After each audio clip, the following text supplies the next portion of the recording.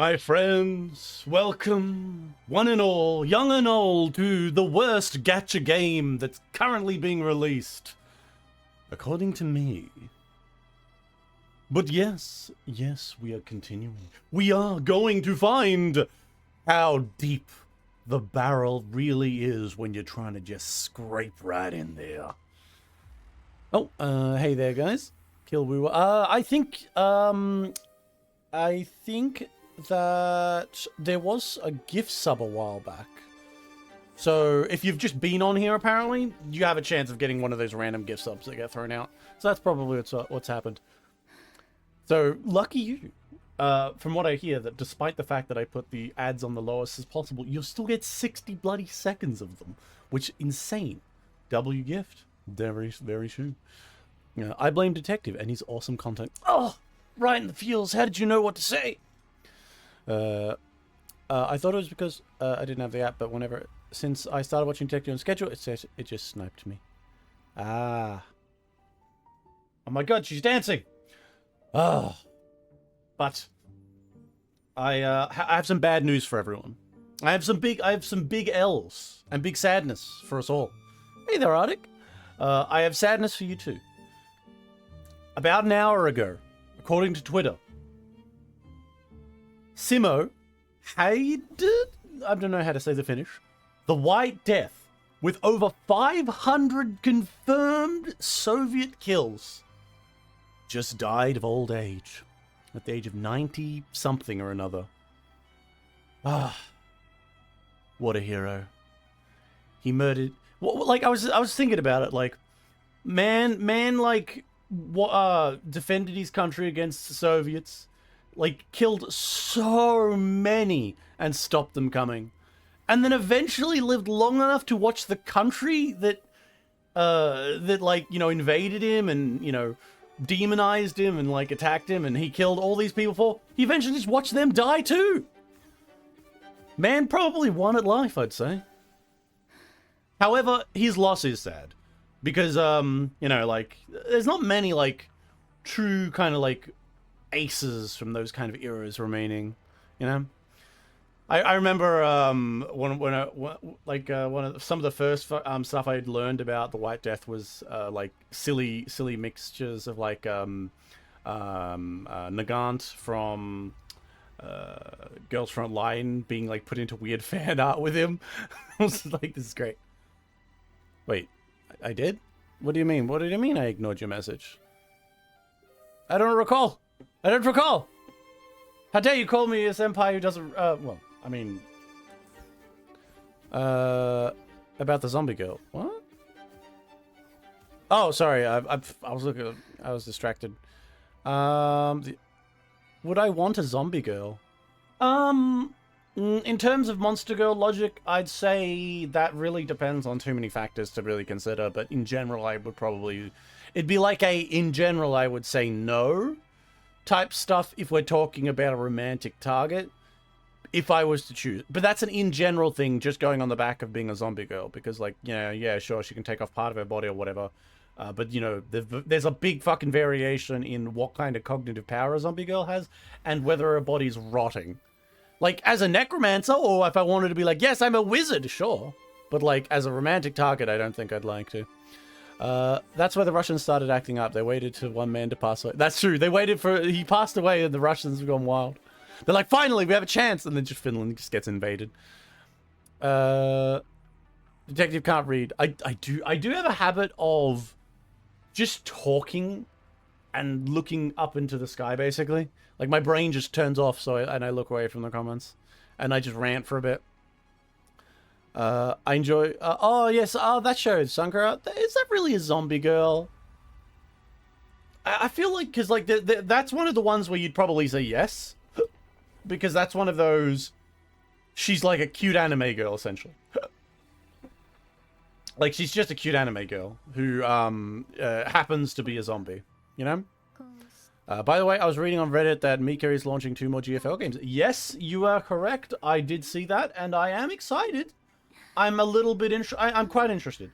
Honestly, as much as I've played a lot of GFL 1, and most, a lot of GFL 2, I must say that I haven't got into the depth of some of the other elements of GFL, which I am interested in, and I have always thought that like a first-person shooter would be a fun one to do. They've always said that they didn't want to do it, which is a bit crazy to me. But I guess they finally got around to it after, like, you know, tech. Because if you look at what the trailers were, it's very clear that they were taking ideas from GFL 2 and, like, mixing them together to bring out what they did for those trailers there. It'll be interesting to see. I also see that Mika Team, the CEO for Mika Team, was hanging out with the Helldivers devs. I think he might have just played a lot of Helldivers and decided he wanted to make Helldivers Girls Frontline. I'm unironically thinking that's what happened. Currently eating soup with corn and smoked bones. You know, I know smoked bones and stuff was like something good to put in soup, but whenever I think about it or see bones put in soup, I always think this is silly. I don't like it anymore. But corn soup, sure. Corn in everything, after all. Them expanding the franchise was not on my list. I think it was on my list, but the question of what they were going to do was always the thing. Because obviously their moneymaker was GFL 2. And once they have GFL 2 out, and it seems like GFL 2 has done pretty well for itself, then they're putting that money into other things. I personally hope that the next 2 games are not gacha games, you know? I am very hopeful that they're not gacha games, because I would like to experience some non-gacha games for the Girls Frontline universe. I know there's Bakery Girl and stuff like that, which I really need to get into a bit more than I already have, I say. But I definitely would like to see a non-gacha game, just to see what they can do. Some more non-gacha games, see what they can do. I'm excited, though, because there's a lot of great options and things in Girls Frontline universe. It's one of my favorite universes that I'm very I wouldn't say slowly, but I'm like it's fun to kind of like slow boat my way through a universe, in a manner of speaking, where I know everything's so great and thought about and considered, and while there are always going to be like little parts that I disagree with, it's just such an amalgamation of such great ideas. Oh god, it's so lovely. If it's not a gacha game, it's going to cost money to play, sadly. That's true, but honestly, the reason I say that I want it to not be a gacha game is I'd like to see how they can pull off a non-gacha game, and I would like them to see. I'd like to see. Because like they've already got things like Girls Frontline 1. They've got Girls Frontline 2. They've got Neural Cloud as well. Like they can always make some more gacha games at some point, but I just don't want to see them do another gacha. I just want to see them do something else. If it costs $40, it costs $40. I'll probably pay that. I'm not usually the let's play the new game as it comes out so I can get the people on the stream. I'm not usually that guy, but for GFL, I'd probably be that guy. Speaking of, I was thinking of what game to play this week as a new game to play that wasn't fucking just WooWare again, and the game that I decided on, Metro 2033. And it's not just because I was thinking of Soviets, because of the White Death's death. Ultimate final end. The Soviets are acting up now. We gotta put them in place. But no, I just felt like playing it. But I realized something. The copy of Metro that I have on my Steam account, it's not even the one that's on Steam. The one on Steam is like the updated Redux one where they gave it all special art and stuff. I've just got the old one, and I'm like, yeah, fuck it, I'll play the old one. So I'm gonna play with the shittier graphics, but I'm like, I don't care. I won't play Exodus though. I fucking hate Exodus. Oh my god, I hate Exodus. I'll talk about it when I play Metro 2033, but oh my fucking god, Metro Exodus. I don't know what. I know a lot of people love Metro Exodus. I fucking hate it. I fucking hated it. And as you might imagine, knowing it's fucking me, it's because of the story. I thought the story was fucking awful, and I hated how they changed. I hated how Metro went from like depression Soviet simulator to I'm the chosen one and you're the best ever and everyone loves you. I'm like, what the fuck is happening?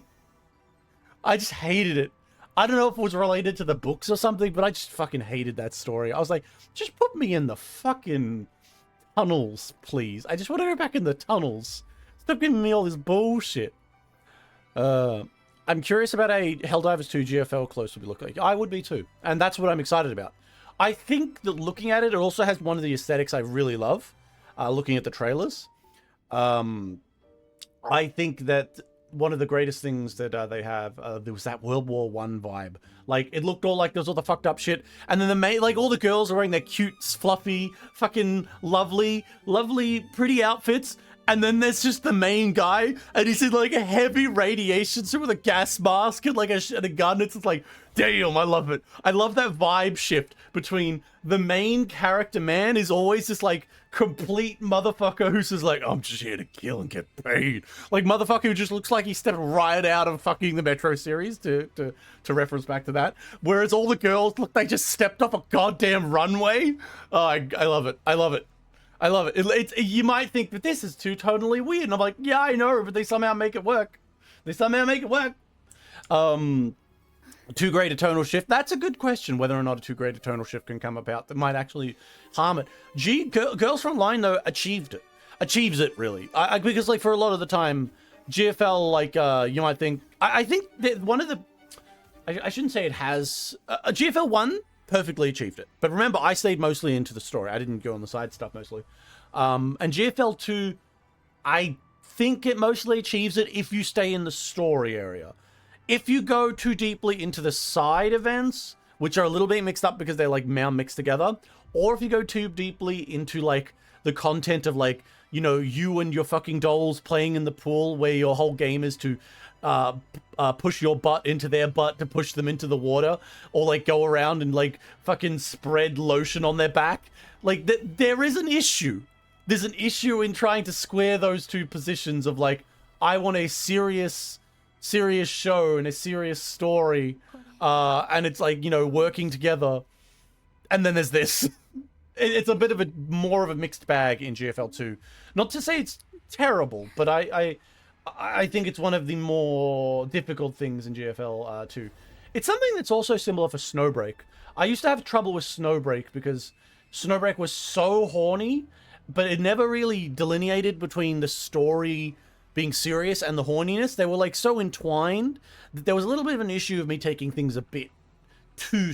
like it basically just went too far in one direction without kind of isolating it to the point where I felt like the story was more of a focus. I know that's actually... Snowbreak's got a lot of problems with it recently. What have you guys talking about? Sorry, I finished staring off into the distance. When will the sock merch be released? I've actually got a plan. I've got plans for that. And the answer for sock merch, including actual legitimate socks, comes down to pretty much this. I'll make them when I've got enough people asking around. I at this point in time, I'm aware that if I put out some merchandise, like let's say if I made some merch, maybe if I really pushed it, 30 things would probably sell, and then nothing. Imagine that. That's what I'd imagine. Maybe 30, probably closer to 10. And that would be only like meme people or like people going, haha, you made some socks. Like socks or like badges or whatever else kind of merchandise stuff. I'm just aware that I'm not that big yet. I have some prep for it, and I've done some work for it, some work for it. But the reality is, I'm like, we're sitting here with what? How many viewers we got right now? 5, 6, something like that. 6, 7. But that's not enough to like justify trying to make a merch build. And my videos on YouTube, unless they're consistently getting something like 70,000 or hundreds of thousands, it's not really worth considering. That's just the truth of it. I've never paid for a game over $20. It's crazy to find easily sell out $40 for a game. Yeah, I avoid paying as much as feasibly possible. I 100% avoid it, Hugo. But the truth of the matter is there are points where I would probably shell out for it. Like, there are points where I would turn around and be like, yeah, I'll pay for this. And I think GFL might be that one series for me.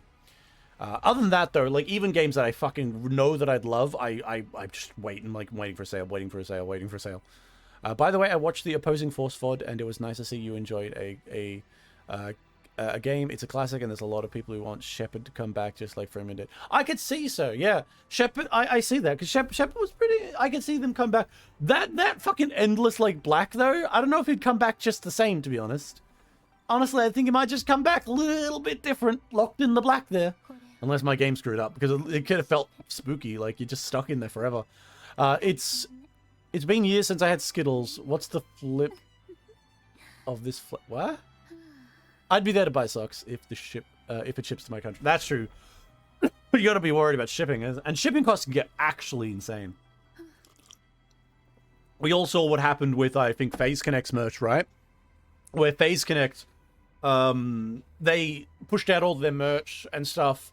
But then once, I think it was some other VTubers and companies and even independents, where because of the tariffs that were introduced in America at points, the costs for those merchandise things just went crazily up, and it just kind of fucked everyone. Like, imagine like, oh, I want to buy a sticker for like $3, $5. It's like, whoa, and I'd probably get like $1 of that just for reference, and then like loading of shipping $45. It's like, okay, fuck off. Yeah, fuck you. Yeah, no, thank you. I would prefer that to not happen. I really like Pavlova here, dancing around. She's very cute, and her idol animations are great. It's too bad that she's endemic of the entire story, really, for Wuthering Waves. Gorgeously designed, extremely hot. Look, I mean, like she might be on the medium as premium train, but damn. But generally, like, just narratively, she's used awfully. It is a depressing factor. But what can you do, really, when it comes down to it? Pavlova, you are just very cute, and I will take that. Will you be able to be anything more, though? Who knows? But yes, in terms of, I just want to talk about my video for a second, though. The new video that I'm working on has, oh my god, I'm so deep in that I think I've gone to 2 levels of like the phase of being like, I hate, what's the word I heard? I've been going through 2 levels of the I absolutely hate how like my video looks. I'm like, this is awful. This is the worst video I've come up with. That's the phase I go through literally every video. I'll be going through like the Toho video, and I was like, wow, this is awful. No one's going to watch this. Went through the Yojo Senki video. Wow, this is awful. No one's going to watch this. That kind of thing. And I've got to this video almost at 30 minutes, and I have gone through this again. And I'm like, fuck. Endlessly, goddammit. It's just, I am excited though. I think a lot of people will be kind of over. I honestly do think I might have gone too far in some places for this next video. And when I say too far, I mean, I think I've talked about legitimately every single character in the anime. Okay, maybe not every. There's some side and important characters that I didn't talk about, or like length I didn't go to, but almost every person was talked about. It was crazy. Looking forward to it. I'll eat it up. Hell yeah, that's what I love to hear. I appreciate you guys. I really do. I always, as a creator, it's always something where you look at how your videos do, and you're always like, oh god, you want to make people happy. You want to make meet people's expectations for those things. And it's good. It's good to have people here. Why is her hair all like fucked up there? Like, what did she do? Someone scratch her hair? So yeah, it's good to see someone excited. But I think 30 to 40 minutes may be a metro. I think it is too. At this point, I'm gonna try to keep it to around 30 minutes if possible, with some cuts and stuff like that. But the truth of the matter is, I think it's a little bit beyond my hands at this point. I think it was just tism. The anime I'm doing it on, which I won't say still, is an anime I really, really fucking like. And I mean, like, it's special to me. It's a special damn anime. I can't not watch it. I mean, sorry, I can't not talk about it. Now, given the chance, there are, like, side characters in it that I could make entire videos on. I could make entire videos just on what I think about mild side characters with their arcs. I love this anime. And it might not be one that a lot of other people love. It's a lot of people. I'm sure a lot of people will know it though. It's very well known anime. It's called Pokemon. No, Ash Ketchum is the most intense character. You see Ash's arc as he has to get Pikachu and beat up all the other gym masters while remaining eternally 10 because he's cursed with eternal youth by Doctor. No, but I obsess over this anime so much that I knew it was always going to be one of these my baby kind of animes. It's the kind of fear I have for making an anime on something like, I mean, a video on something like, what would I say? Umineko. If I made an Umineko video, which, for reference, I haven't made an Umineko video right now. I'm not making an Umineko video right now, but Umineko would be my baby. I would be obsessive. It'd probably be 30 to 40 minutes long.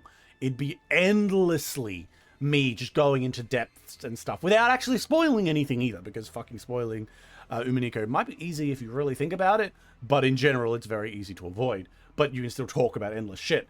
But yes, because I love something, I go over the top and I go too far. And I think that's a truth of it. But what I like to think of is this. This next video has less jokes. It still has jokes, don't worry, it has plenty of fucking jokes. It has less jokes, and it's ridiculously long, has way more hard, more serious points. But on the flip side, the last video I made was literally a fucking shitpost for 5 minutes, where it was just fucking jokes nonstop. So there's the alternate, you know? I like putting on detectives videos playing in the background too. Oh, that's nice. Thank you. I do appreciate that. I always do that I do that for myself as well, just for reference. I'm that guy as well. I turn on videos that I appreciate and I listen to. In fact, one of the videos creators I love is Tex of the Black Pants Legion. Where his videos on BattleTech are just, oh god, I love listening to them. Same with the Red Letter Media guys, a few other video essayists and stuff. Mandalore, of course. A lot of those creators, I just love listening to their stuff. It's so good.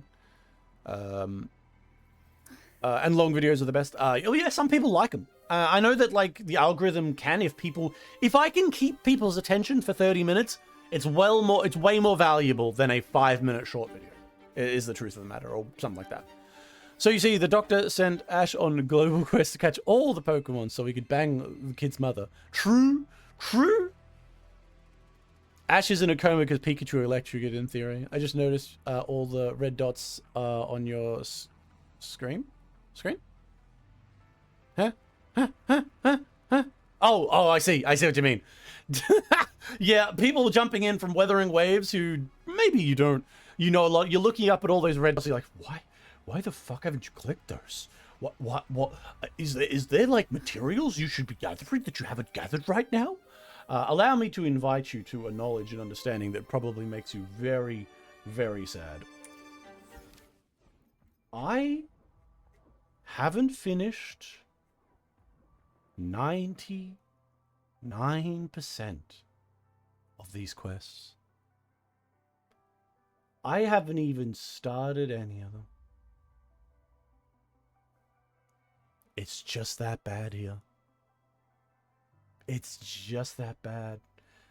Minor quests, random things to gather, all that like random, like, oh, I got like 20 Prima the Super Gem crystals. And haven't bothered. Because I have ascended. Yep, I know it hurts your completionist heart. It hurted mine too. It hurt my completionist heart. But what I came to realize is I didn't give a fuck. I am a gacha game player through and through who has reached the nirvana of, I don't think I need to have every girl max leveled with all of her swords and specialized weapons. I don't think I need to. I can just not. I think completionism is a real thing that, you know, everyone loves to engage in. Oh god, I could look down the top. Damn, I should have been surprised at that. Damn it. But, yes, completionism has left me. I think in Genshin Impact I had it. In Star Rail I had it. Limbus Company I had it. Snowbreak I had it.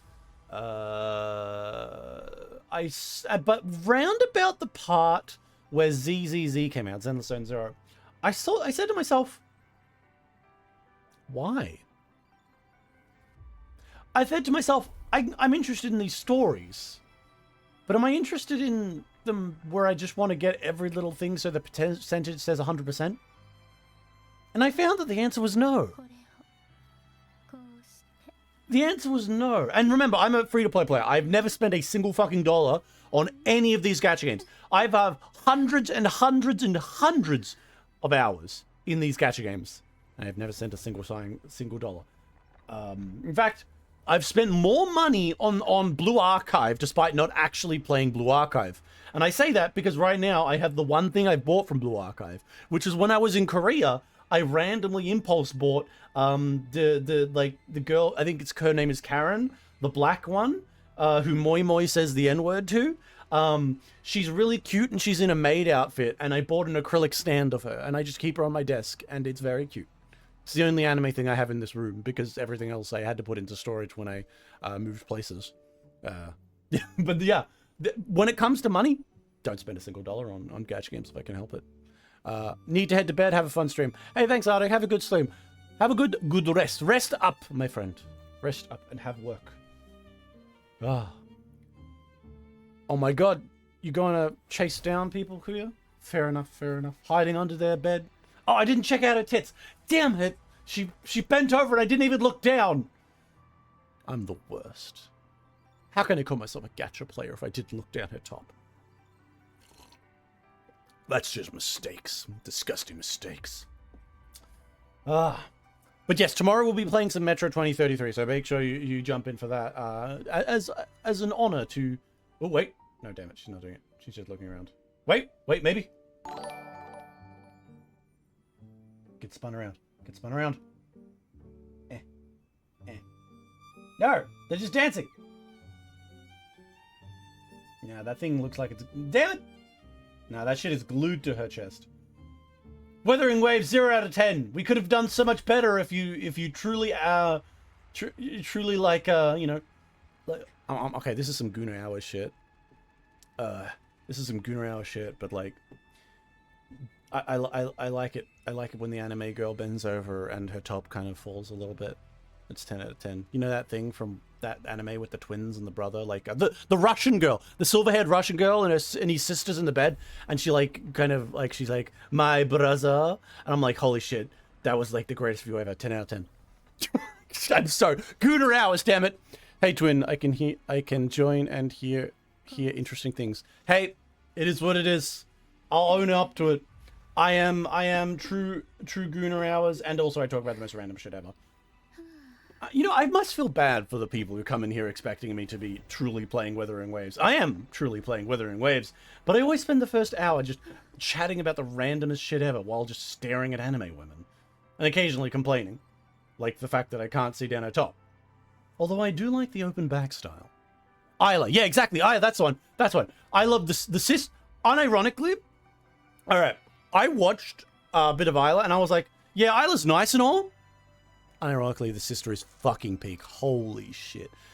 Did you ever try ZZ? In fact, yes, I have. I played through all of ZZZ up to date at the start of the newest season. Haven't started the new season, but I played up to date and I gave a big old review on it. Well, a bad review. I think I gave like an hour or about a 2-hour discussion where I put it up on the VOD channel where I had a whole thing where I discussed every single part of the season about what I liked, what I didn't like. Season 1 for Zenless Zone Zero, first one, season 1, I thought it was pretty good. It was a nice build-up, pretty nice. Season 2, good elements, but towards the end really started to lose me a bit there in the end of season 2. Favorite character in ZZZ is the wolf guy. Fuck you, Kuya. My favorite character in who is my favorite character in ZZZ? I think the Shark Girl really does appeal to me. Though, I think one of the interesting things about the Shark Girl is I love all of her media. Like, all the fan art or, like, the animations I see for the Shark Girl. Like, I'm all over it. And then, like, her actual use in the story is so minor, it's depressing. Like, what the hell, man? You gotta love Miyabi. Miyabi is cute as well. Again, that's probably one of my biggest faults with Zenless. I feel like it really should focus back in on those good characters. Because again, as I've stated before, I don't know, you're probably new, so you haven't heard, but the way I approach gachas and the way I approach Zenless Zone Zero and Wuthering Waves has been to story max. I'm just maxing out story. If it's got like serious canon story, I'm there. If it's some weird side shit where you have to get 12 billion gribbles to add to the pile for your gribble store to get 12% more gribble defenses to, shit like that, I give a fuck. But I've been story maxing for both of them. And Mia being that, they're great characters. And it really, really like surprises me how little involved they were. I feel like they tried to do something with season 2 where they had like those main girls from like the fucking the ninja girls and like all the people from the Chinese martial arts school where they were the main characters. But the truth was, I really feel like even though those ones, they did try it there, I feel in general they really did a little too... I know it's for like the money as well, because it's a gacha game, but they really needed to focus in on more girls as a recurring characters, as opposed to girl of the week, I think. That's the best... One of the better things about Season 2 is that they attempted to address that and change that. But yeah, you really gotta... You gotta take your good characters, your Miyabees, you gotta take your shark girls, you got to take your fun characters and interesting characters and wove them into the true narrative and not just have them appear for a serious arc, have them appear at the end of the season in a big fucking look at us all fighting together moment like the Avengers. And then the only time you see them outside of that is fucking events. Like, come on, you got to have more. Story Max, I join and I hear breast review. I judge you too soon. Yishigun just appeared out of nowhere. Yeah. Well, I do a breast review as well, of course, on Zenless. The answer was I did do a big review actually during my Zenless review. That's right. Sensei had the biggest and best boobs in Zenless Zero. Sensei's boobs were the best, unironically. There's like, come on. Yishigun just appeared out of nowhere and now she's the most powerful. That's the girl who's not actually a horse girl but actually a fox girl, because I recently saw lore-wise that she's actually a fox girl. I just thought she was a horse girl for a bit, and I was like, damn, that would be nice. I like the idea of a horse girl. Yeah, I think her story was the one that like disappointed me the most in ZZZ. But unfortunately I think it's a natural thing for what was going on in that. Which is specifically that they wanted to do too much with her, and they didn't want to, and there was too many... The way that the plot played out, I was not a big fan of. Though she was cute, and then, like, she became the most popular of all the characters, and clearly the devs like her, so unfortunately she just gets all the focus. Whereas I really do think that they should take seasons that should focus more specifically on some characters, like, in length. But I think one of the biggest things about Zenless Zone Zero's failure in Season 2, because I had problems with it, is that Zenless Zone Zero in Season 2 truly is not ready for the big stakes stories. Season 1 had, more smaller stakes, and building into Season 2, they tried to do like a long-form story where it all leads up to one big thing, more so than Season 1. And on top of that, they made it like, instead of like, oh no, like the guy is stealing the thing, or like doing something like that, it's all like the city is being destroyed, reality will be defeated, the god will descend. It's like Zenless wasn't ready for that. Yeah, Zenless was not ready for that. It was not ready for it, and it didn't handle it well, in my opinion. I also think that Zenless really needs to lean into its better... Zenless really needs to lean into its strength, and one of its strength is its protagonists. Its dual protagonists, I really do feel that when you're playing as one or the other, like it feels so much so that one of those two, the twins, just kind of gets put at home to like watch the house and do cooking. And I know that's the truth of just how it plays, but ever since they started allowing the main protagonist to run around in the zones with you, like wow, you guys have your eye power, now you can run around in like the zone as opposed to just being like a commander outside. Ever since that happened, the alternate twin that you don't play just gets put on the bench way too much. It feels like they're just there, And I think that's a big mistake. And I know why they have to do that, but I just think of it as this. Cut out one or two gacha characters, or cut out some fluff dialogue to replace it with the other twin being much more involved. to build them up, because I know they're building up the other twin is going to turn evil or potentially go like, I'm scared for my brother or sister, I'm gonna go do this. They're building that up, but it's depressing. And I did see that they recently made the main twin get a new superpower of like getting some sort of summoned thing. I've got no idea about it, but it's just more reason going down the path of just you're making the other twin just kind of be a their character, and I really don't like that. It feels a waste on top of being a little bit kind of disrespectful. I don't know why I think that, but I just think that they're very interesting characters and they can both exist here. I know like only one's the one for the shipping and sure, but like, come on. Although, complaining about Wuthering Waves, I mean, Zenless Zone Zero about that is crazy when I'm playing fucking Wuthering Waves, because Wuthering Waves totally drops the ball in the main character department, even if the main character has better tits. Like, damn. I mean, damn.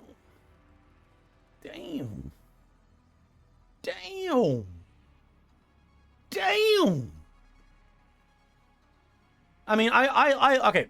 I love Belle and in Zenless Zone Zero, but I mean, like, honestly, I like Belle's. I like Belle's design a bit more, but I'd say Rover's more sexy. But then again, maybe Belle's got the appeal of being Gremlin Girl that you could see yourself like hanging out watching old terrible movies with. Just wait till you get to the 3.0 story. I know, that's what I hear. Wuthering Waves, people tell me all the time that 3.0 is where it gets good.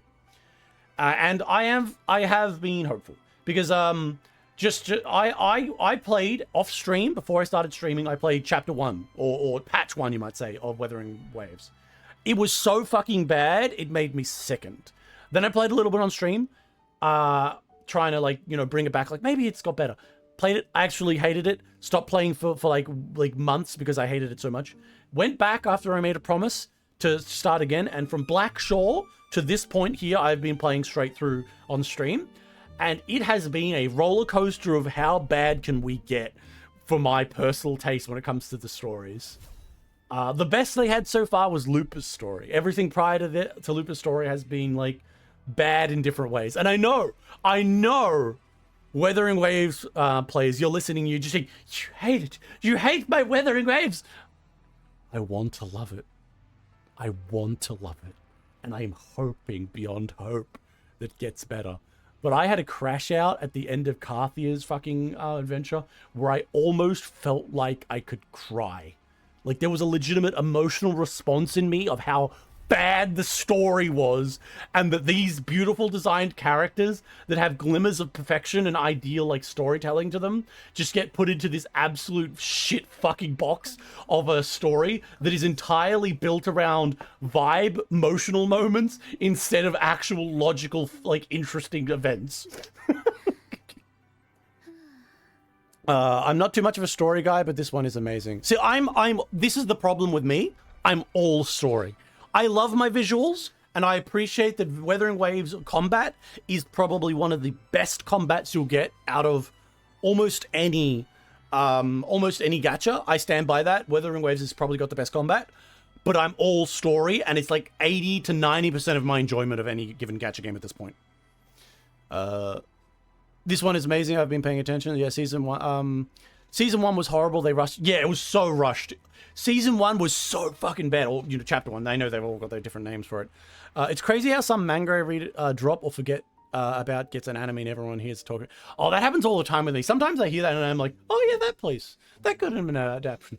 And sometimes I've got to keep myself from saying that, because if I say that out loud, people will realize I was reading that manga that is ridiculously degenerate. I won't lie. I was there for the plot in inverted commas. But yes, speaking of manga, oh my god, I need to mention this. Holy shit, I gotta mention this. So, I was reading, like, one of those shitty mangas that's, like, one plot setting, a one-trick pony.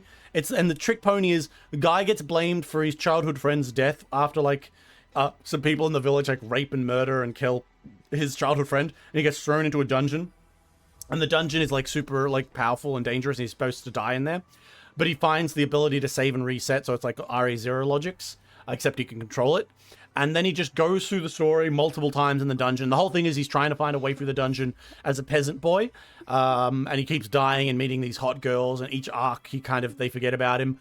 But eventually he escapes the dungeon and kills everyone in the village. And I think the author suddenly realized that they didn't know what to do next, because the story just kind of started like flipping out and doing all this crazy shit where they didn't know what to do. It was the same thing with the recent one I read about a vengeance story, that after the guy goes through and gets all of the vengeance, he suddenly gets amnesia and goes to jail for no reason. And then like it skips forward 5 years, and it's so stupid. When an author kind of reaches a point where they have their manga that is doing well and this is making them money for them to pay their bills, and they like at the end of the natural end point of the story, they just kind of go, oh shit, I don't have another idea that's going to succeed. Fuck, I just need to add more on. I'm proud. My first anime was DxD and I'm proud. You know what? Be proud. That's pretty good, actually.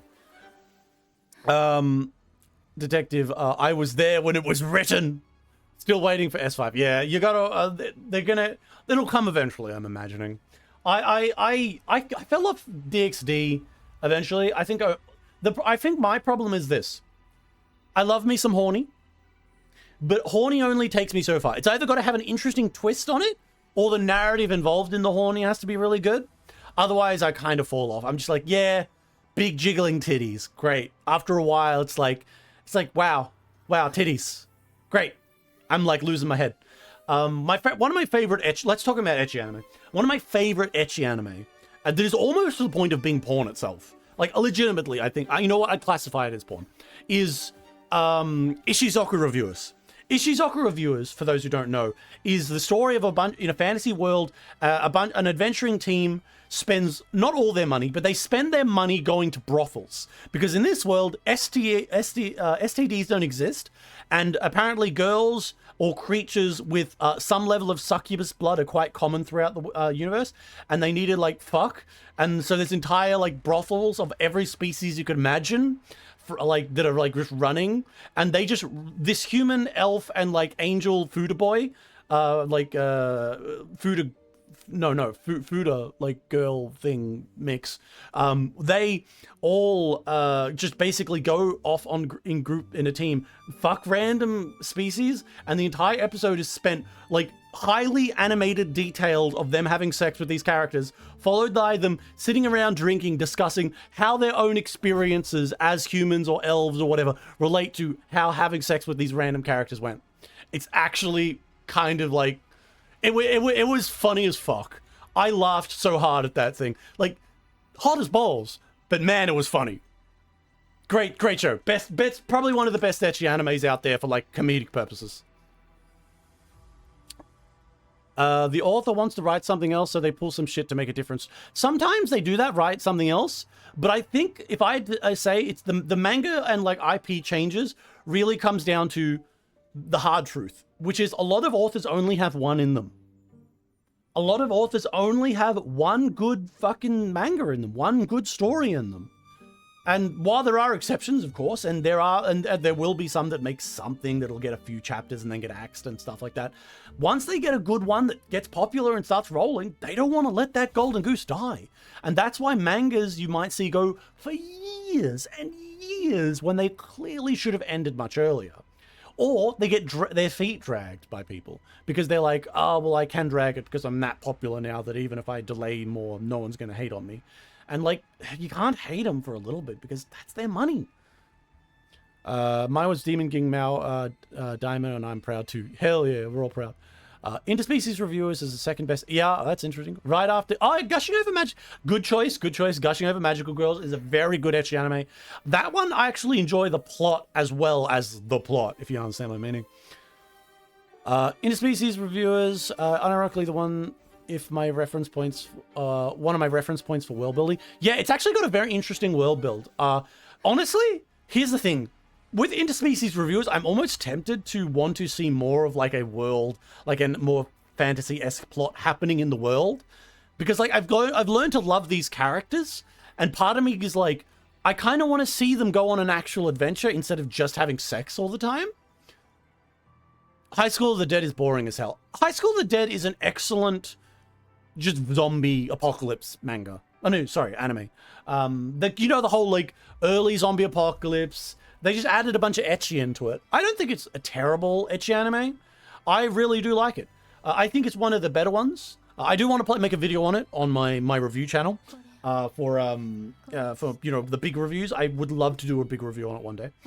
I don't know how I'd do it because obviously it's ecchi as fuck, so I'll probably get in trouble. Oh shit, wrong button. Sorry. But yeah, I'll probably get in trouble for it. But I quite like High School of the Dead. It's High School of the Dead. One of the earliest ecchi animes I watched was High School of the Dead. I've said it before, but there was another early anime I watched that was ecchi. And like when you watch like something for the first time of a genre, like it kind of sticks in your brain, even though if it's terrible.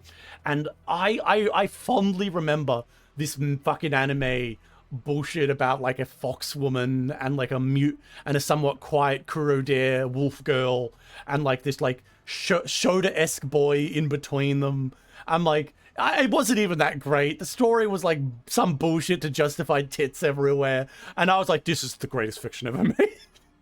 Like legitimately, back then, watching it, I was so dumb that I went to one of my friends at school and I said to him, bro, I found like an anime that's the best anime ever. I think it's the greatest anime ever. And he's like, really? What is it? And I just told him and he just looks at me like, what the fuck is wrong with you? I don't remember. Oh, Reader of the Healer. I watched a bit of Reader of the Healer, but eventually I just couldn't keep up with it. And not because of the like violence of it. The reason I couldn't keep up with it is because the story was so one track. It's literally just man is angry.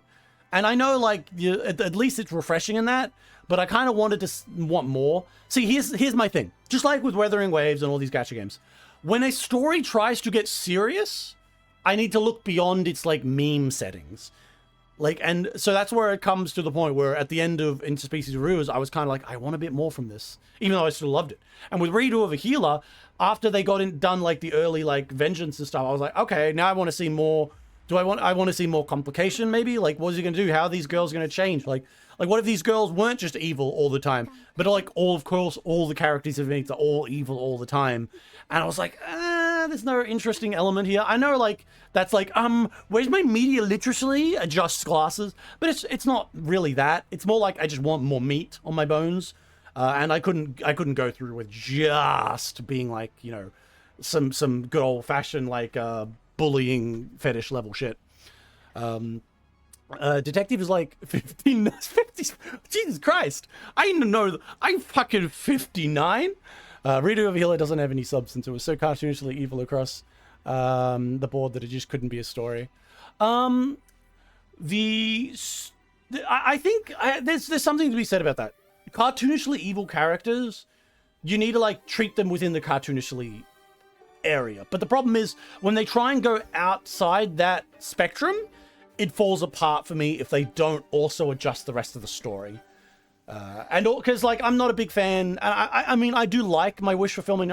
My solo levelings, my wish fulfillment isekai bullshit. Like I do enjoy those, but not long term. Honestly, they fizzle out quite quickly because I realize, oh, it's just another random villain of the week shows up to bully a woman, and then the main character shows up, Aura farms, and then they start getting sucked off, or metaphorically sucked off because they can't do that in a mainstream anime or whatever. I hope there is a redo of Healer Season 2. All the stuff I've heard about it is wild. I would hope so too, if only to see the reactions online, because Twitter is always upset about redo of a Healer. It's always having a time of that. And I'm like, you know what? I'd love to see more of them getting upset. I love that. I love that drama. Like, yeah, fuck you. It's amusing to me. I feel like Dia and Sukuna are both examples of good cartoonishly evil. Yes. It's not cartoonishly as much as it is pure evil, because there's a tendency to say a villain must be like have flaws in them. They must have like some sort of belief system, or like they must be tragic and stuff. And I don't believe in that. You can totally write a true evil thing. I think there's plenty of errors though with that. In terms of some stories, for example, the Theoden I call him Theoden, but I know it's like Theoradin or whatever the fuck. Can't say it because I have fucking dyslexia out the wazoo.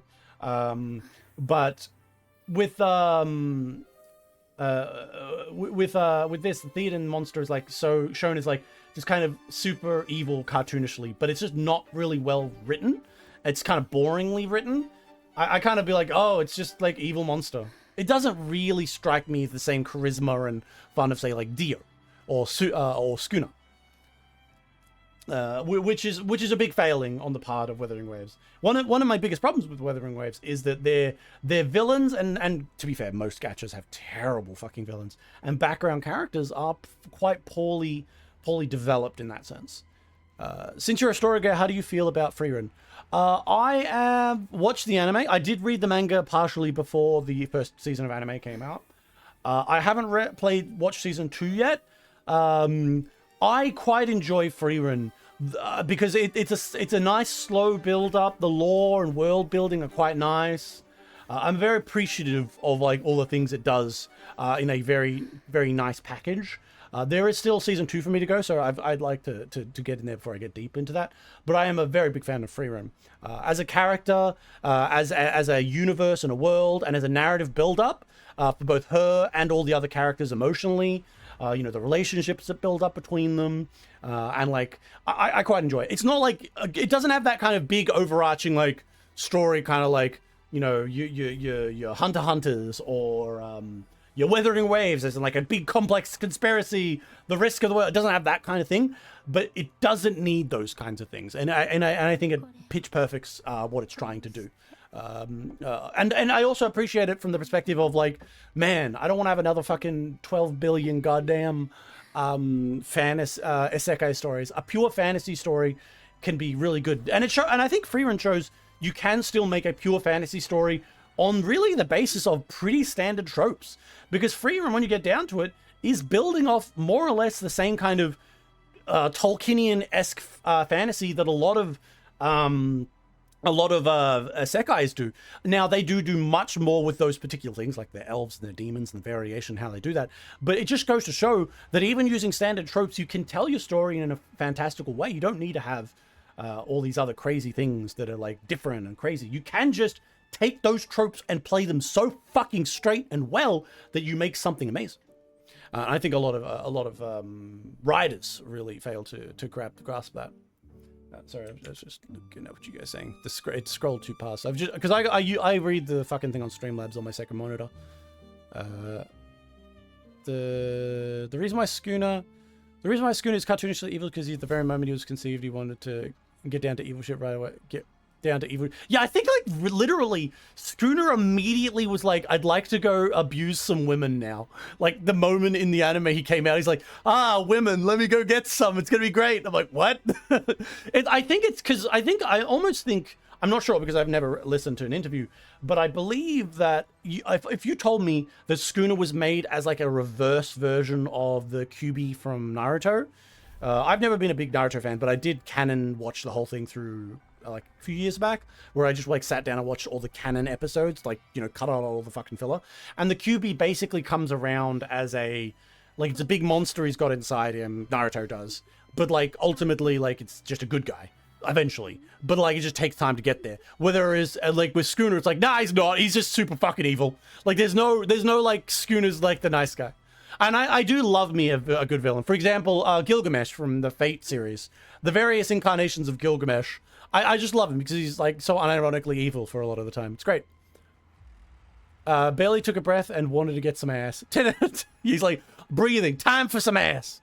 I love Frieren because it lacks the overtop anime reactions. Yeah, that's true. It's much more focused on like how people respond and like the emotions and build-ups of those moments, as opposed to those anime mess. And it has its anime trope moments, of course, Fern being like a woman, just doing woman things of like, being unreasonable to our poor boy Stark, who doesn't understand women. Frieren is a fantasy anime that has a good balance of story and action as well as world building. Yeah, it's an excellent thing. However, I feel like the over-reliance on Frieren getting flashbacks for each learned moment is a bit too much to test flashbacks because not. Yeah, that's fair. That's fair. The issue that comes about there is because they just can't. The thing is they're trying to, because the old rural story is Frieren going to see Himmel, a ghost Himmel, so she can like suck him off or whatever. And we need to build up that relationship that we don't see. So flashbacks are the necessary evil in that case. You know, here's the god honest truth though that probably makes a few people upset who probably do enjoy Frieren. I'm not a big fan of Frieren X Himmel. In fact, I actually really like how he died and she realized that she might have had feelings after. Like, I'm a big fan of it. I am a big fucking fan of it. Of course, and you're like, of course, the anime detective, the motherfucker who makes videos on the most depressing anime possible, liked that. And I'm like, yeah, I know. But I kind of like that it ended badly for them. I love my bittersweet. I can't help it. I'm just like, bittersweet, yes. Give me more of that. Give me more. In fact, I don't know how far the manga's got, but if the manga turns... Like, don't spoil me, boys. But if the manga turns around and says, by the way, gets to, like, the end of the world, and then, like, she brings him back to life, and now they fall in love and have children, I'm just going to be like, yeah, no, thank you. I give... Yeah, elf... Yes, elf MILF PTSD, please. I mean, I guess you can technically not call her a MILF. I mean, I've heard people give me the technical argument about MILFs only being women that had children. And it can't just be a big, thick anime girl who goes ara ara. And I'm like, oh, fuck you. If she says ara ara, she's a MILF. Manga is sadly on hiatus. That's how it is, I guess. How many manga that are amazing, based on amazing anime or have made amazing true stories have you kind of half forgotten about because the author is so fucking slow? Hunter x Hunter, anyone? I love Hunter x Hunter. Hunter x Hunter is one of my favorite animes of all fucking time. And Hunter x Hunter is great, but oh my god, the slowness of that coming out is crazy. I am gonna have to rewatch it and make a whole video on it, and that's gonna be crazy because it's 140 fucking 9 episodes. But like, man, it's so fucked. Like how slow he is at this point. He's like, "What's that new Idolmaster released? Well, I guess I'm not gonna be on making any more chapters."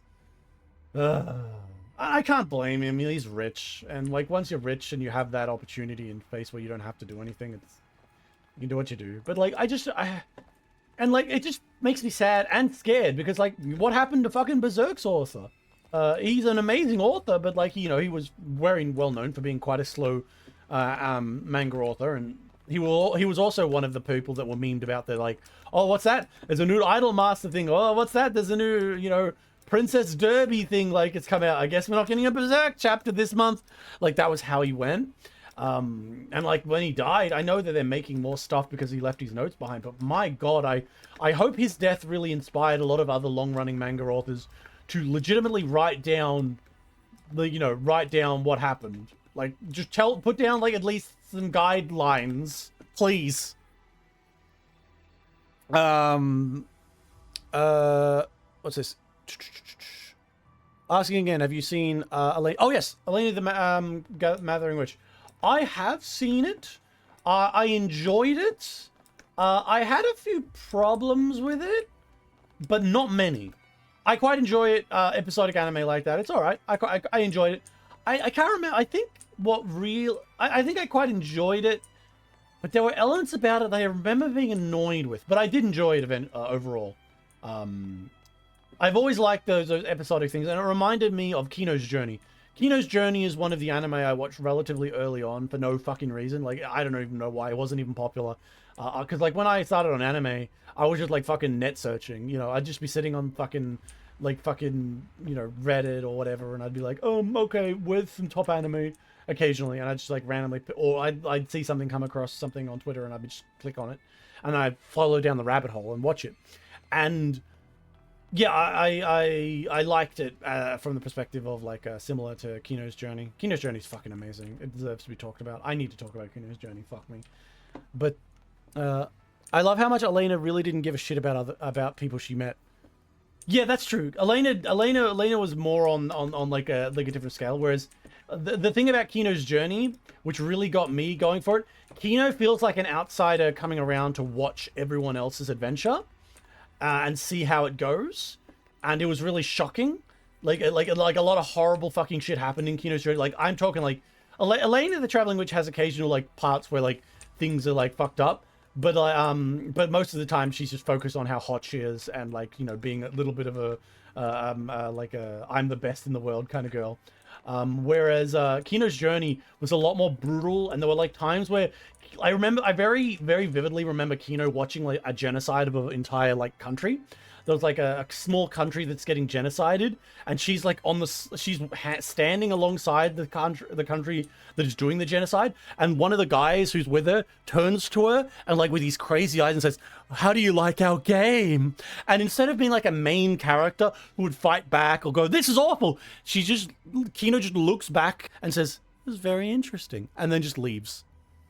And the emotion you get is that Kino slightly puts her hand onto like the pistol inside her jacket, just quietly prepared for the potential fact that she has to fucking blow these guys away in case they don't like her answer. And oh god, it's so fucking Kino in Kino's journey.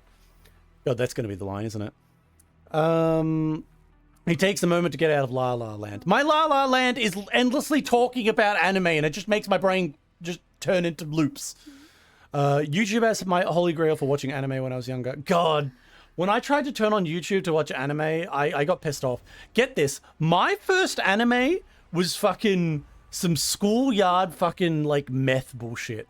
Because I got my first anime where I was just oh no, I think the first anime was like online. I was just watching on, you know, streaming site. No, I mean on Crunchyroll. On Crunchyroll, of course. But a guy came up to me who no, it was not a guy. A girl was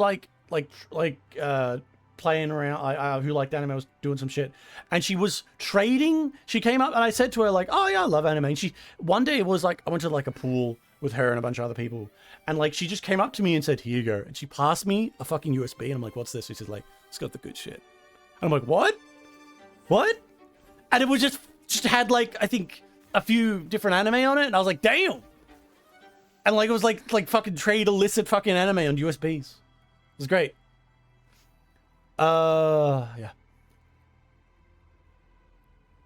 The 2-minute video playlists were the goats. Both Kino's Journey good, the 2003 and 2017 ones. Both were good. I personally liked the 2003 one more. But that was really on the back of nostalgia, and also it on the back of nostalgia. And there's some, okay, I've already spoiled a major twist for Kino's Journey by talking about saying her, because you know how Japanese works. Japanese works in that there's the gender neutral pronouns and things like that, and also the use of pronouns is much more flexible, and it can indicate whether you're a girl or a boy. And what Kino used to do is Kino would dress very male-y. She's a girl, but she dressed like a boy. And the way that Kino's Journey 2003 played out, it plays out and it doesn't tell you who Kino is. Kino's a mystery as much as the countries and world she enters are. She enters a new country and enters a new city-state or something, and you learn about the city-state. You also learn about who Kino is, about who she is, how violent she is. But for the most part, you think she's a man initially. And because she uses boku, she uses like the pronunciation for men, and you understand why she uses it later. But you also see why she ends up the fear she would have for that, because like a woman traveling alone this world is not a safe place. Like, you know, a man traveling alone, oh no, he's gonna get captured, robbed, and killed. Woman traveling alone, there's steps involved in those situations that no one wants to suffer. And Kino, there's a moment you come to realize where Kino's actually a woman, and it was such a shocking moment to me, because I had totally bought into the idea of Kino being a man, that it just blew my fucking mind. And the 2017 version really can't pull that off, and that's like one of my pet peeves of like, damn, I really liked it. That one thing where I was shocked by Kino having tits, it was crazy. I was like, damn, that was amazing. I never saw that coming. It was such a twist around that it really got me. But I do prefer, I think, the 2003 version for a lot of random reasons. I think part of it is nostalgia, though. Back when I was younger, Crunchyroll was actually just a pirating website for people to talk about duck skin anime kill armpits. Good lord. Weird times I actually talked and posted in some of the chat rooms there. Crazy. I've never been a big talker online, honestly. I've up until like I started posting for this, like my channel, I barely involved myself online in terms of conversations. I just kind of sat back. I was just a lurker through and through. I don't think I've ever been fooled by an anime called cross-dressing. I guess this the Boku vs Watashi stuff.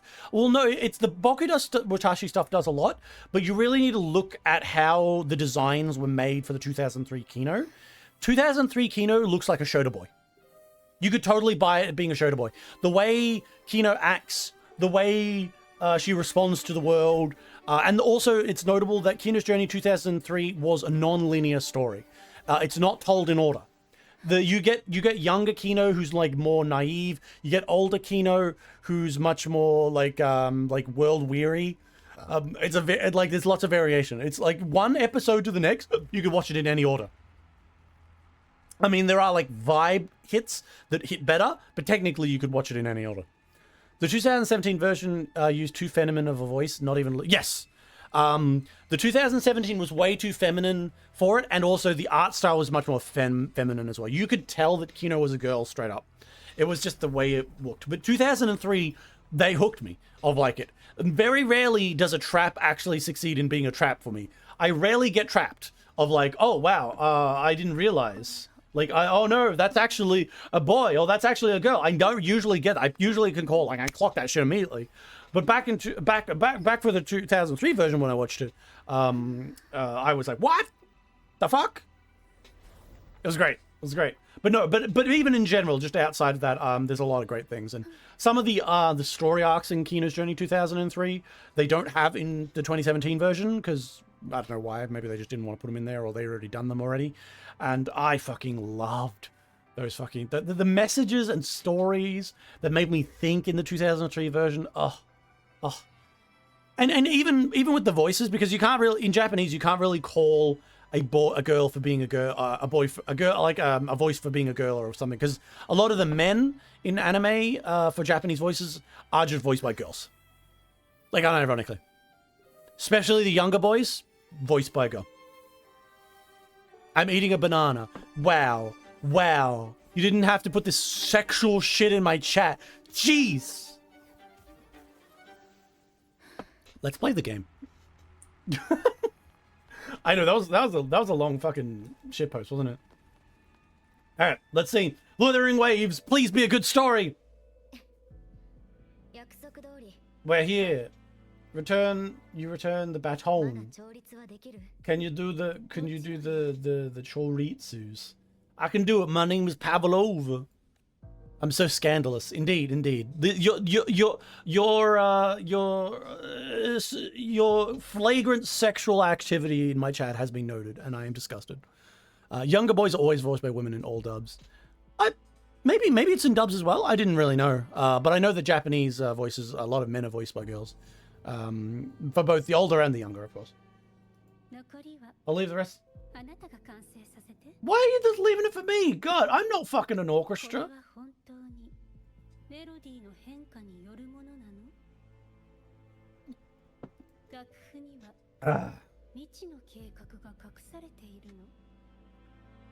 I mean, she's got that little smile. She's cute.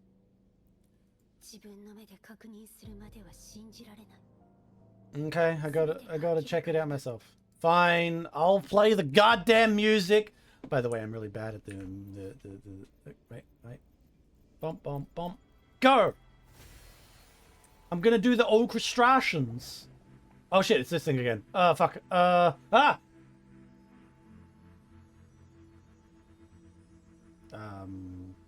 Wait a minute. How? This one's meant to get.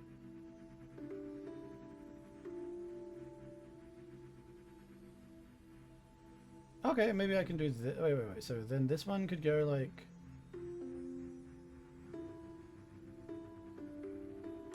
And then this one.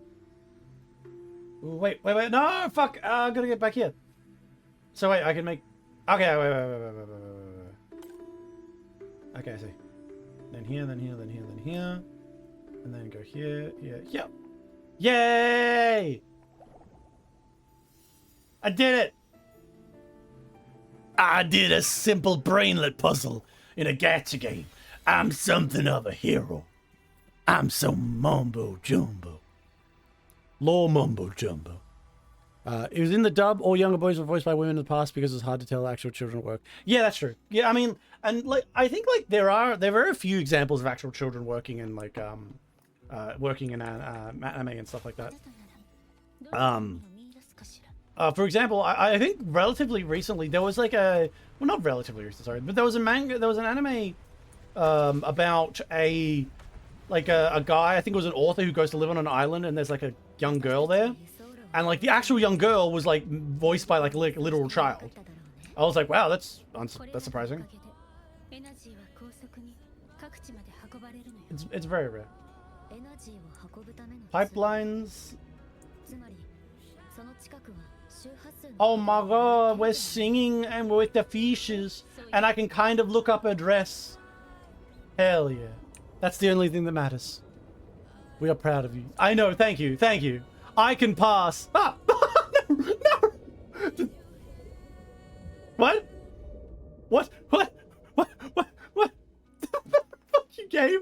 I wanted to get... No! Alright, so new alert. Don't try and land on the mushroom shit. Fuck, and now I...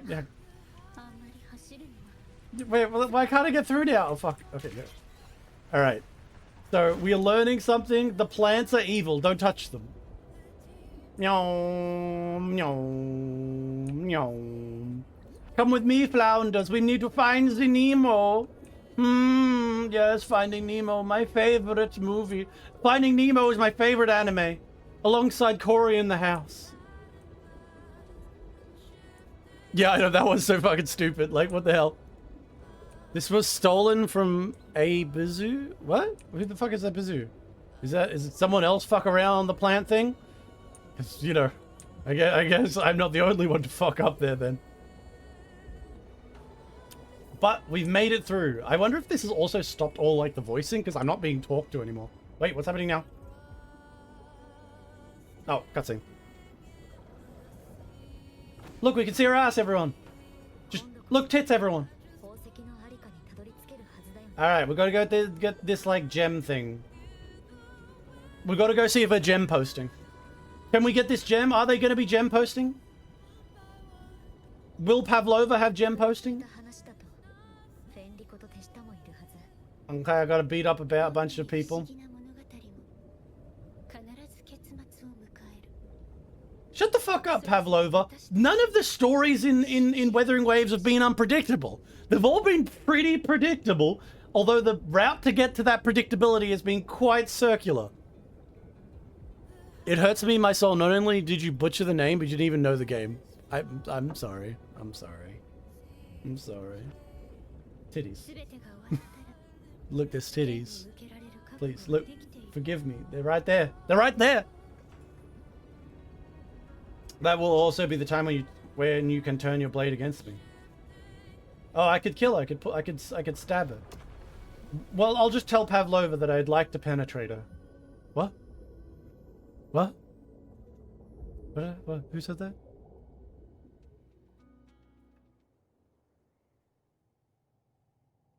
Oh. Oh my god. I'm here, everyone. That's me, the roving of rovers.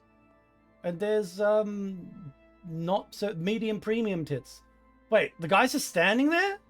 Did I have to kill him? Look, the villains are right there. There's a dude right there.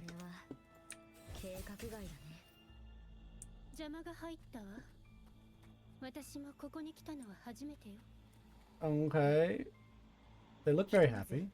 Oh, look at her smile. Man, she's got some massive tits, though. Holy hell.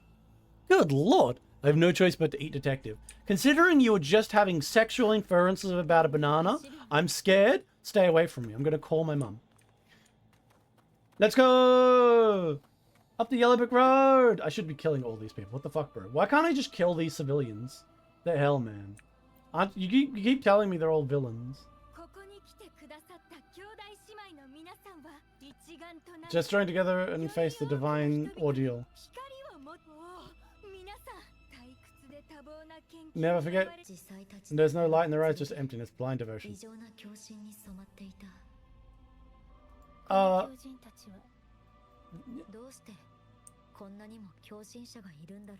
I don't know, man, like... Okay, wait, we've got to wait for a bit because they've got to talk a little bit. Otherwise, I'll fucking cut off the goddamn story. Man, I hate the Order. The Order could be a much cooler group of individuals if they were done well. Tiny titties by... That's true. Yeah, look, she's itty-bitty titties by Wuwa standards. By Wuwa standards, she's... by normal standards, she's medium is premium, and I quite like it, honestly. Honestly, just from this angle, I'm like, yes, very good. I do like myself some medium is premium titties. I'm not a big fan of, like, the biggest titties in the world. But Wuwa standards, like, compared to, like, that other girl, what's his face?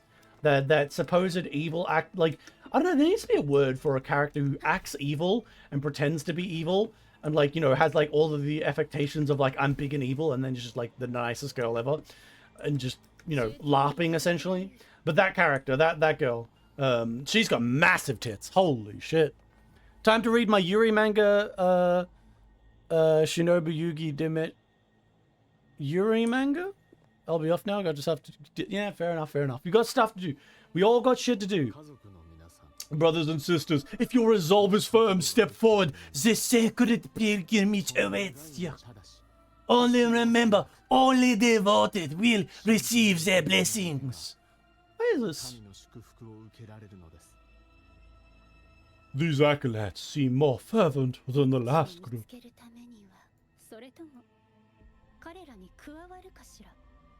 Let's do it, sure. Whatever. Hey, here's the bigger question.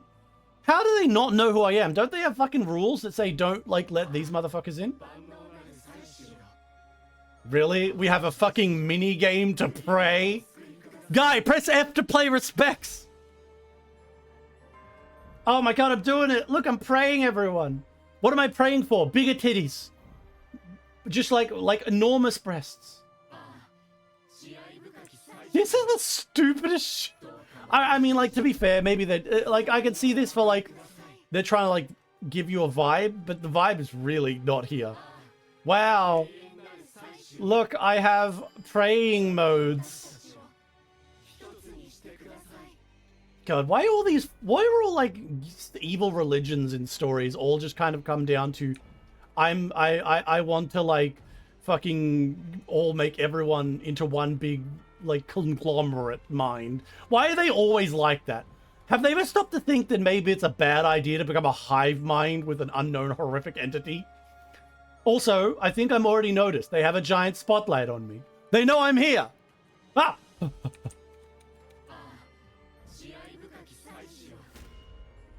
I did it, it's fine, see? It's fine, see? I prayed. Fuck you, I've done my praying. I did my praying, fuck you. I went to Sunday school. Actually, I didn't. I know how to do this. I just go up to the priest and I say I'm a choir boy and I don't have parental supervision. Or a public school teacher.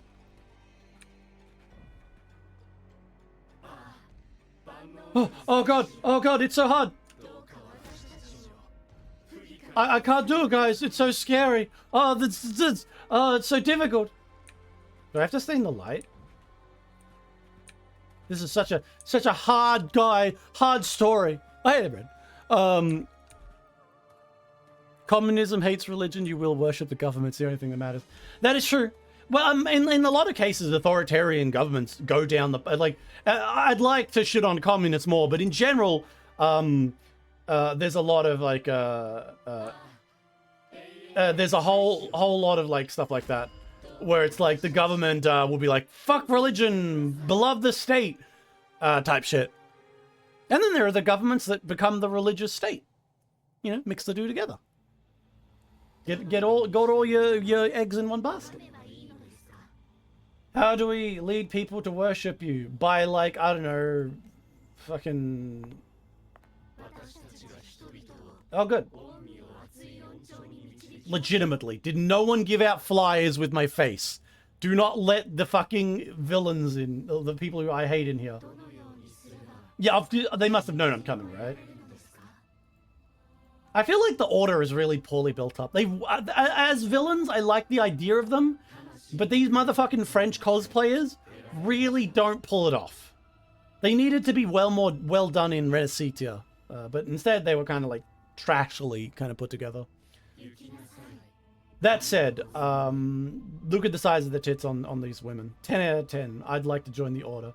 Would you join a cult? Here's a question, guys. Would you join a cult if there was like a really hot, like would you join a cult if there's like a hot girl you're chasing? Like, would you be like, I'm gonna join your shitty cult and pray and be like, yeah, totally become one with the great one. What are you doing after this?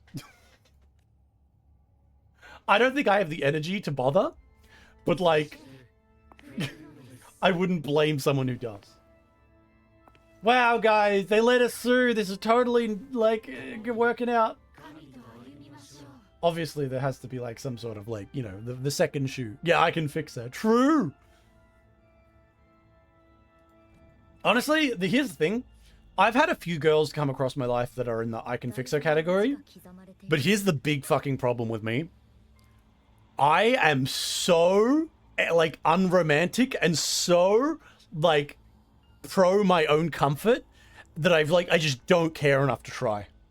So there'll be like the girl that's in front of me like is like the true I can fix her, and I'll just be like, you know, I can't be bothered, and just walk away.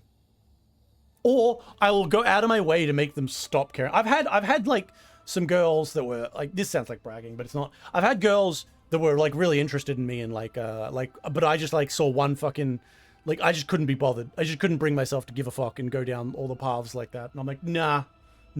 So I think as much as I say, I'd love me a red I can't fix her girl, I think that is entirely dependent on whether or not they're as insane and cute as an anime girl. I'm as shallow as fuck and I'm standing by it.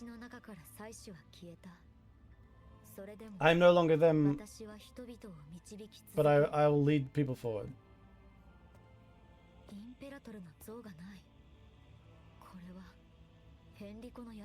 Oh my god, Fenrico is gonna become a new god.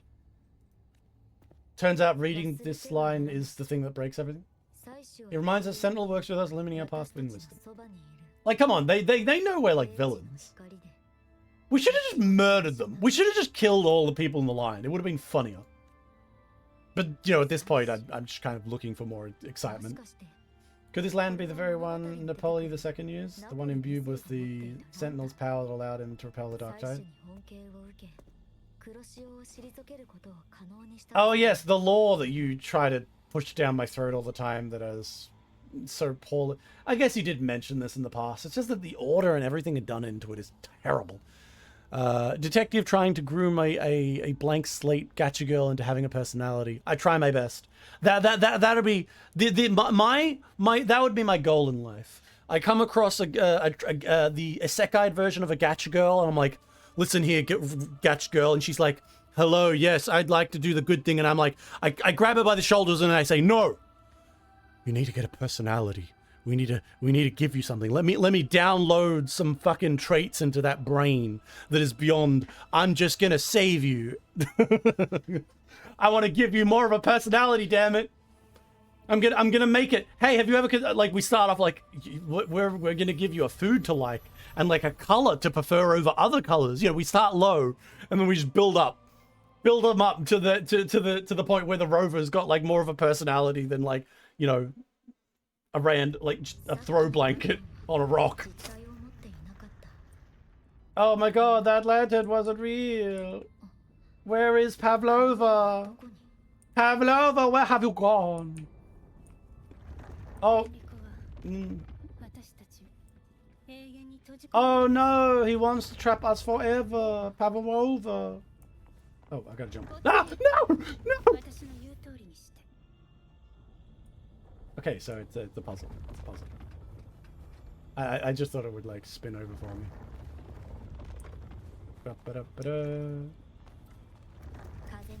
No! No! No! Okay, wait. Oh wait, I gotta use the time travel thing. I forgot. I'm being a fucking idiot. Ah. I'm safe. I'm trying to time it like an idiot. To be honest, that was more fun. Okay, let's go through the red gate. This is so fucking, like, these planned to trap us forever. Honestly, if I was the Fenrico guy, what I would have done is I would have just put a fuckload of explosives beneath the fucking lantern and been like, yeah, go up to it. And be like, fuck you, C4. That'd have been great. It's time to start drinking and smoking until you can make decisions besides goods one. That's legitimately, I would take, okay, I would fucking take, I would take a blank protagonist character who's been a Sekai to the world. I would take her to the casino. I would take her, get smashed. I would take her and like watch watch some like, I don't know, some fucked up anime, watch some crazy shit together. Make her like enjoy her life a bit more and like become an actual person. And then be like, hello, yes, I am grooming you into being something more than the happy-go-lucky, like, girl who's here to save people. And then I'd make sure to remind her, when she goes back to her world, into the gacha game world, she has to kill the mascot character. Kill the Paimon equivalent. Just do it. Because that motherfucker is a crutch for personality. The Paimon being over-energetic, like silly, is the crutch for having the lack of personality. You need to kill that thing off or it'll suck all the life out of you. Alright, let's press the buttons. I've got to do some more of the fucking music training. Oh my god, this one's different. The principle is the same. I'll check while you do orchestration. Look, she's smiling, even though she knows I'm gonna murder her later. Or at least I'm gonna put. Let me just say, I might be the female rover, but I got something long and hard to put in you. Gold sword, because I would never say anything lewd. That would be disgusting. All right, let's see if what kind of porn Fenrigo got on your computer. Divinity must be whole, no matter what the divine power scatters, I will lead it back, I will pursue the enemies until the very last rung of the divine powers were claimed by paradise, and the consciousness of people will dwell there securely while the divinity returns. This will be the way we welcome divinity lights once more. Alright, yeah, so he wants to make a fake little world, that's basically it. TLDR, he wants to steal Pavlova's goon cave and turn it into his own goon cave. This is my goon cave, he says. Oh god, do I have to read all this? Oh god, do I have to read? Ah! This area looks like a fort. You know what? It does. Although, you know, reminding me about Halo 4, which is the, you know, beginning of the end for Halo in terms of being good, really isn't a good vibe to go for. It's like, you know, if you want to remind me of anything, please remind me of a better Halo. I think that would be the better option.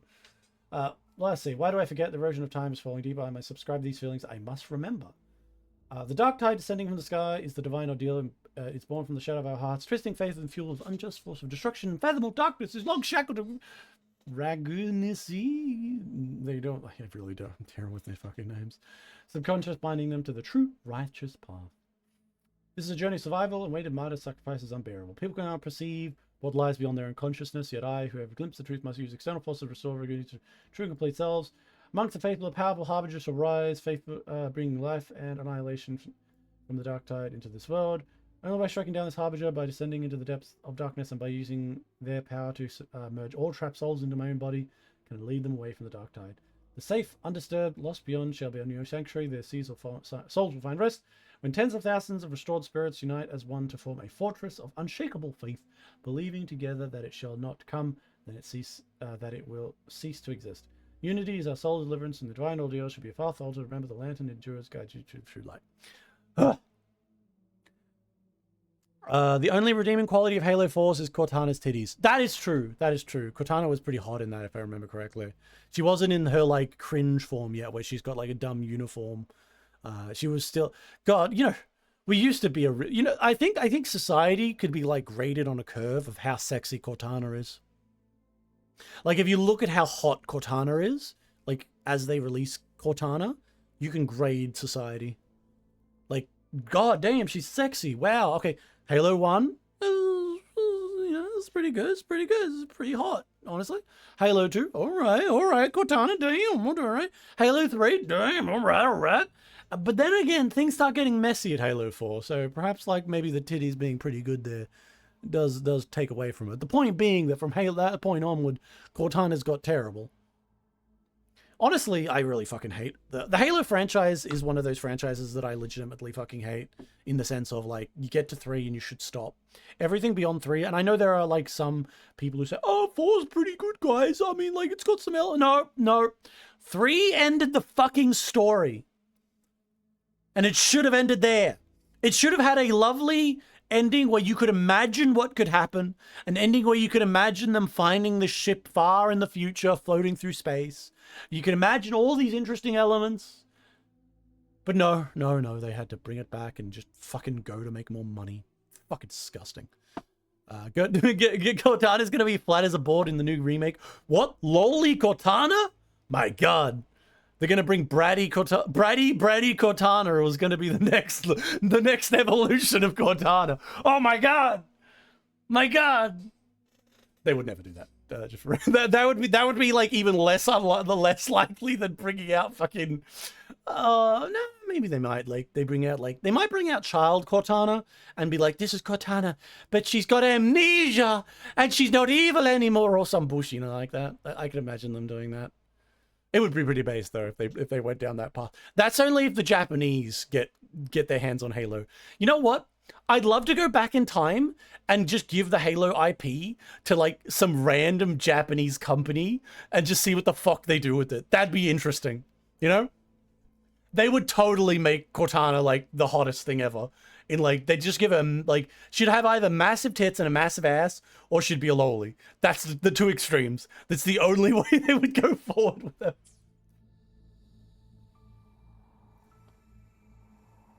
Or oh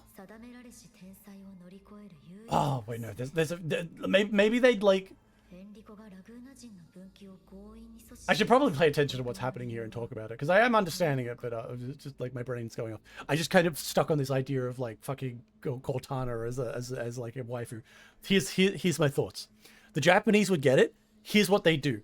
They would make multiple because like there's Cortana, obviously. There's also Dr. Halsey, and Dr. Halsey is essentially Cortana's like base, if you don't know that. And like they would take Dr. Halsey, Cortana, and then what they do is they de-age Dr. Halsey and make her hotter. They'd also make a robot body of a different Cortana. They'd add like a sexy other Cortana, and the story would go from Master Chief with Cortana, and it would turn into Master Chief going through the world with, you'd probably still have villain Cortana, but you'd have multiple variant Cortanas that is hanging out. It'd be a harem with Master Chief at the center of all of these different Cortanas. And it'd also be kind of weirdly spicy, because technically Dr. Halsey raised him. So technically Dr. Halsey, who's the base for all of these Cortanas, is his mother in a manner of speaking. And then all of these other Cortanas are weirdly related to him in another way. And he's grown up with some of them. And my God, that like, you can imagine all the taboo bullshit that the Japanese would do. I can see it now. I can imagine it now. I can't believe all these Cortanas are this cute, is what the, or I can't, or all of these Cortana AIs have fall in love with me, question mark, would be the title of it. Give it to the dude who makes the Citadel. Oh, that's the Boomer Shooter anime girl game. It's on my list. By the way, I can see it. So basically, just for people who don't know and aren't following here, because I've been talking about the most random bullshit like Cortana having massive tits. In Wuthering Waves right now, the story is Pavlova here made herself a cum jar magical place where she put all of the partial frequencies of dead people who she loved and cared for, like probably her hometown friends or whatever the fuck, in like a box where she was going to try and bring them back to life somehow. And she's been going through that. But then the Order, who kind of were working with her little team of Fractus guys, went, wow, your little like cum jar thing, great plan. I just don't like the fact that you have it. They came along and they're trying to take it over because they want to fix it. Because like you have to have divine power to fix it finally, but they want to turn it into basically a false heaven realm type bullshit, I think. And then like also mix everyone's mind into potentially some sort of hive mind. That's what they're going for. How do I feel about the story so far? I mean, obviously I've been like venting my frustrations about WoW in general throughout the whole thing, but so far it's been all right. I just think that they're just doing poor things with characters that are otherwise better and could have been used better. I think that character-wise, Pavlova hasn't been built up in a way that I like her as much as I did Looper. I think Looper was built up way better. That said, the pacing of this has been okay comparison to the later parts of Looper's story. I don't know, this might end up being the most okay arc, purely on the back of it's not doing anything crazy, like bad, but it's also not doing anything crazy interesting. The Record says Darkness has long shackled the Reguna, that's what they say. Subconscious by defeating the Harbinger, descending into the depths of darkness and bringing back all traps can be resisted. Humans selected by the Theoden Leviathan to spread its doctrine and sow despair among them. See, that thing, I know it's called Theredian or whatever. I call it Theoden because it's funnier. That thing is so poorly done. It's like another problem. Half of the Wuthering Waves of stories are built around this such bad character. There's so many good ideas that you could do here, but man, it really depresses me how poorly this story plays out. Marked by dark touch corruption, the wheel fragments of light and mouse summon its creation. Okay. So that's why he's after the gem and the bond. He intends to use them to house Saguni's subconscious and fend off the dark tide. The acolytes I encountered were probably the martyrs who tried and failed. Could he really have come up with a solution? Why not? He's a crazy person. Seems like crazy people come up with things. You know, the funny thing is, I did read a book once about this. There's a book I read where you might have heard it. It's like Primal Hunter. In Primal Hunter, there's actually a religious order in the multiverse there that I think realizes that God doesn't exist, so they decide to create God, as in like an aftermath. They make heaven, where every one of their people who are faithful, if they die while being faithful to their church, their mind and soul gets sent to this magical realm where they can live for hundreds and hundreds or potentially thousands of years where everything's perfect. And it's like, that's an interesting concept. So basically kind of like this, but it worked. King Theoden, but he was still under the Wormtongue's influence. No, King Theoden under Wormtongue's influence was more interesting than the fucking bullshit monster in this one. It's such an uninteresting enemy that it sickens me. When I gave this information to I found the handwriting is the same, but the viewpoints contradict each other. What? That recording I mentioned Fenrigo giving conflicting orders to his... Yeah, it's because he's controlled by the Theoden monster thing. He doesn't strike me as indecisive, must have noticed he's inconsistent himself, that's why he left these notes and lanterns as reminders. What other forces play here? The path of salvation he has chosen might not be perfect as thing. Well, yeah, it's obvious. The fucking stupid thing, the whole thing is the Theoden goes, listen to me, I'm shitty Wormtongue, but it's really shitty because, like, it's actually so uninteresting and so fucking dull and, like, oh my god, at least... Oh god, I've talked about it at length, but I'm so annoyed by the Theoden. Among the faithful, a powerful harbinger shall arrive, bringing both life and darkness, dark tide in the world. This harbinger, who's woe? I don't know. I don't forgive. It's like, I don't give a fuck, says Pavlova. I don't give a fuck who it is. Well, yeah, Brover's like, I want to defeat these people. Pavlova, you're not helping. I gotta jump down into the Halo the Halo zone. This is clearly a boss arena. Let's go fight the boss. Boss fight! Oh my god, they're enemies! Oh my god, who would have thought? Who would have thought? Oh my god, oh my god, oh my god, oh my god, oh my god. Go get him. Are they summoning more? Oh, fuck you. Bonk, bonk, bonk, bonk, bonk, bonk, bonk, bonk, bonk, bonk, bonk. Boom. Wow, that was easy. Yeah, they keep setting more. I'm so done for, guys. Oh my lord. Oh, so difficult. It's not even that difficult. Why have I got a cutscene? Oh, you gotta pretend it was difficult. Nice cutscenes, as always. Oh my god. It's all of her former boyfriends. Because she was once on OnlyFans star, and, you know, she had to... They're all disappointed in her choices in life. Pavlova became an OnlyFans star. It's so depressing. Oh no! Big monster thing from the sky. Oh my god, she took off a thing! Oh my god, I get to see her eye! What does her eye look like? Is it black with like a yellow highlight?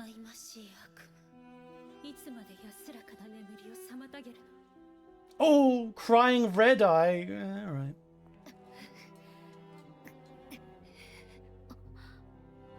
She gonna kill me? That'd be kind of hot. She won't though, because she's secretly a good guy.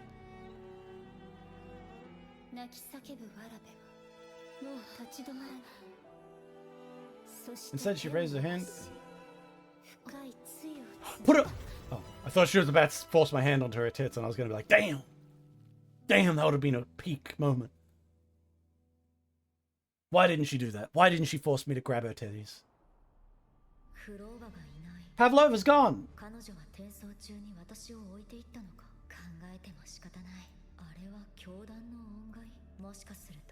Oh my god. Alright, so I'm in her little this is Pavlova's cum jar world. Wow guys, welcome to Pavlova's cum jar world. Oh, they actually made it a world. I thought they were just honestly, when they had like scenes from this area, I thought they were using like some of the earlier areas, but you know, now that I think about it, that's stupid. Hello, enemy, die. I like playing as Pavlova though. She was funner to fight as. Yeah, it's Purple Land. Don't you know Purple Land? You know, I know this is supposed to be like just some other place that got fucked over by the Dark Tide or whatever. But wouldn't it be more interesting? Like, just trying... Once again, I'm throwing out ideas here. Wouldn't it be more interesting if Pavlova's original home was, like, much earlier? Like, an Earth area? Like, for example, what if they one-to-one created a fucking town that legitimately existed in this world? Like, in our world. Or, at the very least, created a world... a little area that... Like, for example, what if in the distance, far in the distance, we could see, like, New York? Or like cities, or like Earth, or planes, or like this was a mirror creation of Earth before it fucked up. And then we could have an indication where Pavlova came from. That'd be fun. I'd enjoy it. And like you get rid of all of like the beautiful like purple shit and stuff, and you replace it with all Earth proper things. Nothing's magical, nothing's intense. The whole world is just like filled with pure Earth element. I'd enjoy that. But no, they just went for some other stuff. We'll see if it can, you know, build up to my headcanon, beating my headcanon ideas.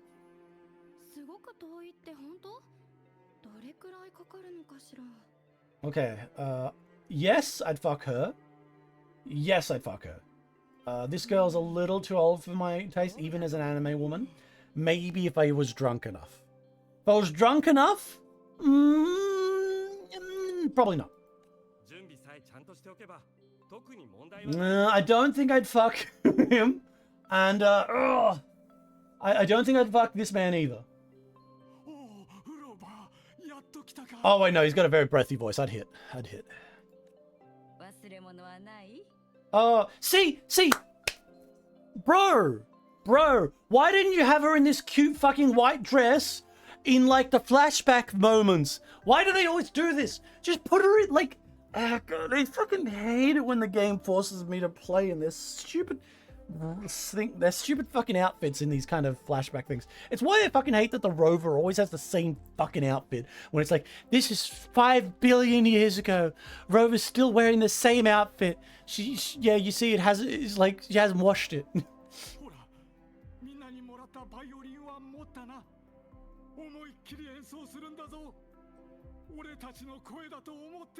Oh my god. Our music to the grandest stage. I can't wait to see how the crowd takes it. They probably should make her a little bit more smoother and cuter in her voice usage here. They occasionally get it right, but... I brought some pastries here on have them on the road. Look, they're all so happy. I like her white dress. See, it's very cute. It's a very cute white dress. You know, it's clear what her vibe is. It's like, I feel like they could have done just better things. Don't worry, don't worry. It's white, so it should cover up exactly what I plan to do. No, I'm sorry. I'm sorry. I can't help it. Something enters my brain and I immediately need to say it. White dress now available for 20 USD. Yeah, that's it. I don't care if they're going to try and sell it to people. Could they at least take the white dress and like put it on like the character or something like that? Like for the cutscenes? She looks like she's about to get married. And she is, to me.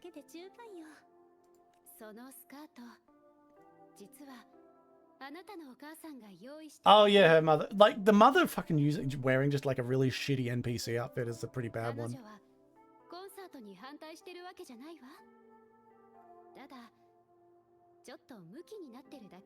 See, I like Pavlova's design. I just feel like they use her inappropriately. She could have done much better. On top of the fact that I just prefer villains to be villains. Or if you're going to have a villain who has like some sort of tragic rationale for what they're doing, don't just make them turn around and become a good guy for whatever reason. I don't like that.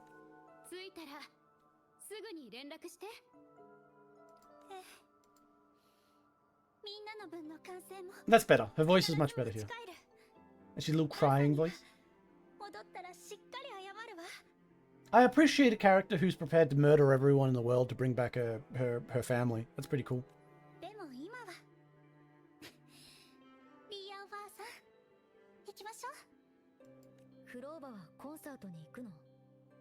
Who the fuck? Would they be like, who the hell are you? I came looking for a gem, brother.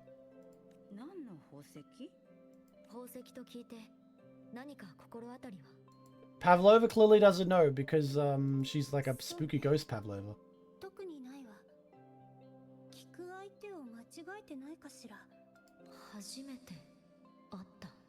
Well, I mean, to be honest, you probably should have questioned when you saw her hanging out with a bunch of people talking about going to a concert when, like, not fucking 10 minutes ago she was murdering monsters. I'm pretty sure she's either lost her mind or you're just looking at a memory, like, world.